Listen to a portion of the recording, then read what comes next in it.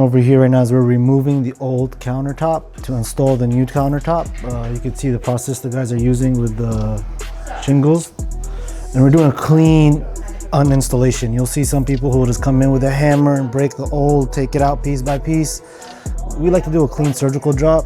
So we just cut the seams, we're unapplying the epoxy and removing one whole piece without breaking into many little pieces, as you'll see.